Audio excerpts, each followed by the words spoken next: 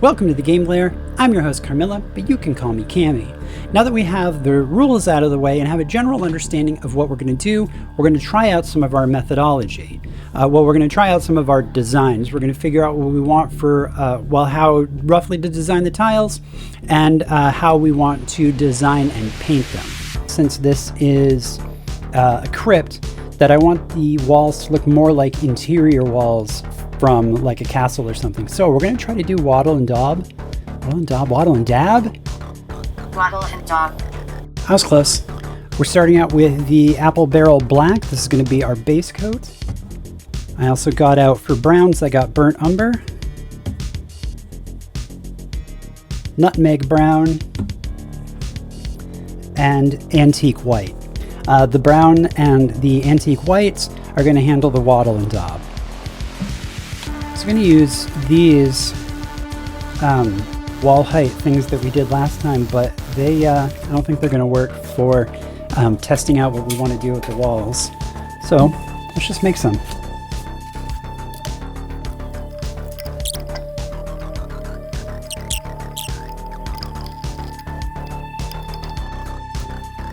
While the glue gun heats up, I'm going to just glue these on and we can test out what we want the walls to look like. With the waddle and daub, what I'm thinking I want to do is make the cross beams, the floor beam, and the vertical beams out of this. Paint the background with the antique white, and then do the cross beams with the burnt umber and the nutmeg brown. And we'll see how that works. But first we gotta glue these walls on.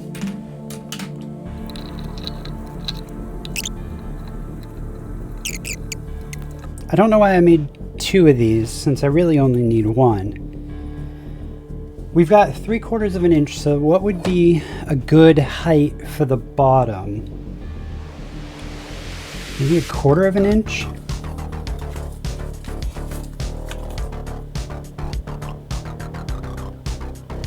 I don't want to do like 1/8 of an inch. That seems really fiddly.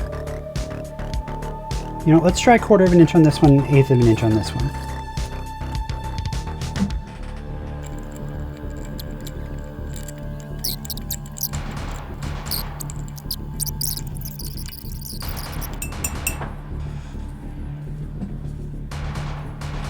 Do lighter colors first. Do we want to... Should we base coat this? I feel like we should. Let's, since we're going to be base coating the entire tiles in the pavement, let's base coat this in pavement as well.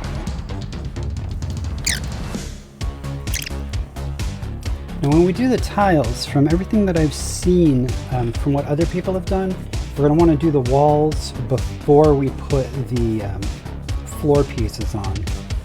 Which means once there's dry brushing, we're going to have to... we're probably going to have to touch up the walls, which is fine. I'm not concerned. I need better light over here. Now I figure if the brush strokes are a little off, it's not going to matter because with the waddle and daub, it's made out of like sod and stuff, so it's a pretty rough texture anyway. Oh, speaking of a rough texture, I wonder if we should do the waddle and daub to put down some of this paper stock to give it that kind of texture. No, that sounds like too many steps. I already talked myself out of it. Like I said back at the beginning, I have no skill and less patience.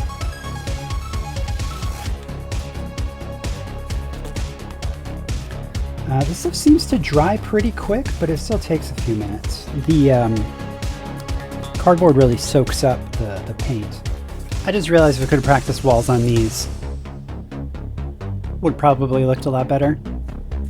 Whatever. If we don't wait for the paint to completely dry, then when we move on to the lighter colors, it's going to bleed through and it's going to look pretty bad. I accidentally bought high temperature glue sticks for a low temperature glue gun because I didn't know what I was getting, And I think that might be why it's so stringy, because the glue gun's not quite hot enough to melt the paint the way it's supposed to, or the glue the way it's supposed to. That's just a guess. I don't actually know. Ideally, I should wait for a little bit longer, but it doesn't matter. I don't give a shit. Okay, so let's start with the Apple Barrel Antique White. I found doing minis that if you block in the colors that are further back in the colors that are more recessed, then it will, when you do the other stuff, it'll be a lot easier, because if you overbrush, it's a lot easier to not F up the details. You know, I'm not going to bother with this one because, well, no, whatever. Yeah, I'm not going to bother with this one because I already know I'm not going to use the 1/8 inch baseboard. I'm going to need to learn to go lighter on the glue because it's seeped up over the baseboard, so we got some bumps there. I was just thinking, I wonder if we could go with a square tile that's 1 inch. No, I don't think that would work. Never mind. I just realized I forgot to do the vertical beams.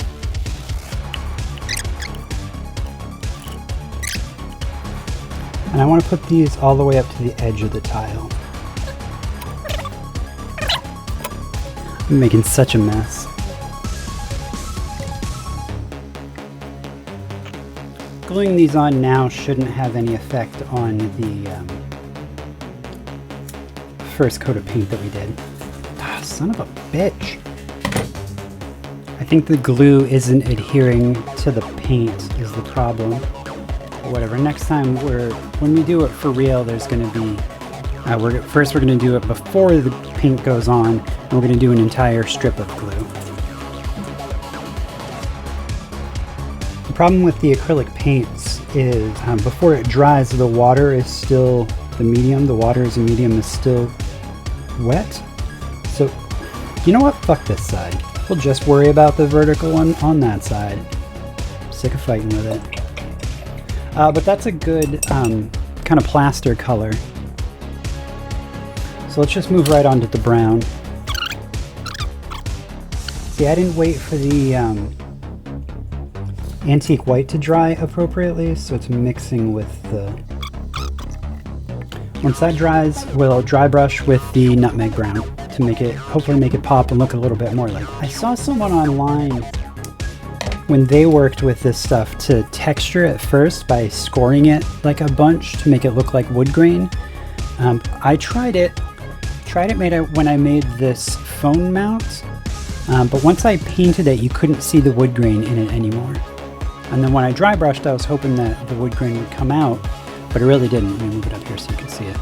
You can sort of see it over on this side a little bit, but not enough to worry about actually scoring all of it ahead of time. I think it was because the pigments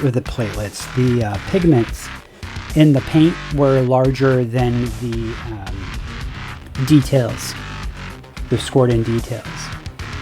The same thing would happen with something like this.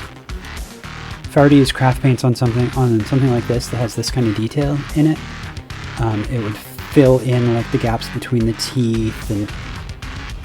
focus. This camera has ADHD. It can't focus. But it would have filled in like the gaps between the teeth and the textures on the body.